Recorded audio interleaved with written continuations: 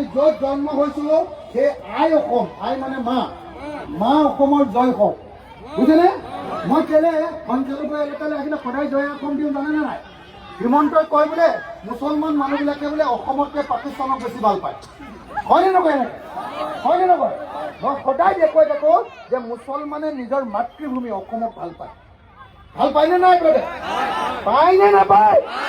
যদি পায় তেতিয়াহ'লে আকৌ জোৰকে জয় অসম, জয় অসম, জয় অসম, জয় অসম, ইনকলাব, ইনকলাব।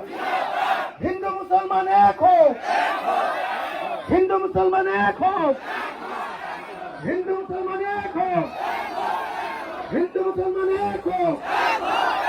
বিজেপি ধরিয়ে পেলাও, বিজেপি ধরিয়ে পেলাও, বিজেপি আরএসএস ধরিয়ে পেলাও, হিন্দু সম্প্রদায় দল বিজেপি ধরিয়ে পেলাও, মুসলমান সম্প্রদায় দল বিজেপি ধরিয়ে পেলাও। ইনকলাব, ইনকলাব, ইনকলাব, ইনকলাব, ইনকলাব। জয় অসম, জয় অসম, জয় অসম। হিন্দু মুসলমান এক হোক, হিন্দু মুসলমান এক হোক, হিন্দু মুসলমান এক হোক। এতিয়া লাষ্ট, হিন্দু মুসলমান এক হোক, হিন্দু মুসলমান এক হোক। সাম্প্রদায়িকতাবাদক পতন দাও, সাম্প্রদায়িকতাবাদক পতন দাও। জয় অসম, জয় অসম, জয় অসম। চেয়াৰমেনক জিকাবনে নাই? ইয়াত কিমান জনে চেয়াৰমেনক জিকাব?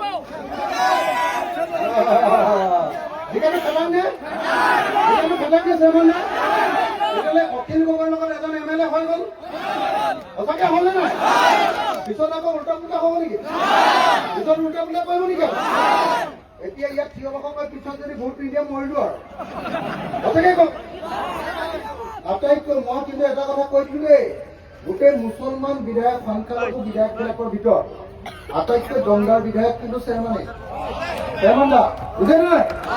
গতিকে আপোনালোকৰ সমষ্টিত চেয়াৰমেন দাক পোৱাটো বহুত ভাগ্যৰ কথা। আৰু তাতকৈ এটা ভাগ্যৰ কথা যে চেয়াৰমেন দাই বিধায়ক হিচাপে যিমান কাম কৰিব আৰু আপোনালোকৰ কোনো বিধায়কে কৰিব নোৱাৰে, হ'বনে? সঁচাকে ভোট দিবনে নাই? যদি দিয়ে একেলগতে জোৰকে এটা হাত তালি।